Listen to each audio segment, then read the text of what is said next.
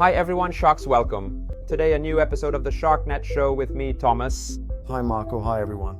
Today I have reinforcements because we are presenting yet another new feature for the 2026 SharkNet catalog. A much requested change, a modification that we'll be introducing starting in March, specifically the central opening. We've made some important improvements, and here with me, Thomas will go over them, break them down, and show them to you on an actual sample. So Thomas, go ahead. That's right, Marco, well said. We've brought some new features which you described as simple, and simplicity is always the best thing. It was highly requested. You wanted it and asked us for this SharkNet with central opening to make installation easier. But let's take a look at it in action. Let's go. Come with us. And here it is, as announced, the new central opening, where we find some new features. So the most prominent new feature here is a more substantial lower track. In this design, we chose to use a 10mm thick track to provide greater stability to the entire system, as well as to the integrated sliding handlebar and the mesh net. Another important innovation is that the joint of the central opening this time remains inside the track.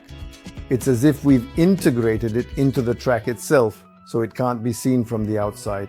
This gives us great advantages, especially when we need to install the SharkNet with a central opening very close to the wall. Previously, we had an oval central plate that might have needed to be cut or could get in the way, whereas now the central opening stays exactly within the lower track.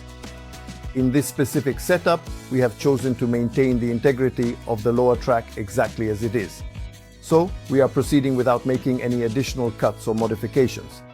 However, if you find it necessary for transportation requirements or various other logistical reasons, you also have the option to cut it precisely in half. Furthermore, you can always incorporate the specialized accessory component for the central opening from the bottom side whenever needed.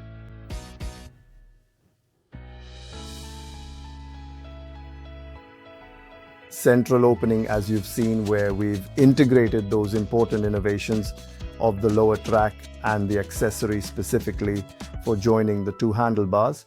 But we've still wanted to keep the installation process unchanged, so the installation remains the same as the previous model. What do I mean by that? What I specifically mean is that the various cords coming from the right side mesh kit need to pass directly over the central accessory to end their run at any specific point beyond the center.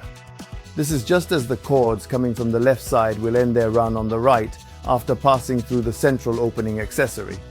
Now inside the track, we will find the sliders, where if we want or if it is necessary, we can adjust the cords only at the top.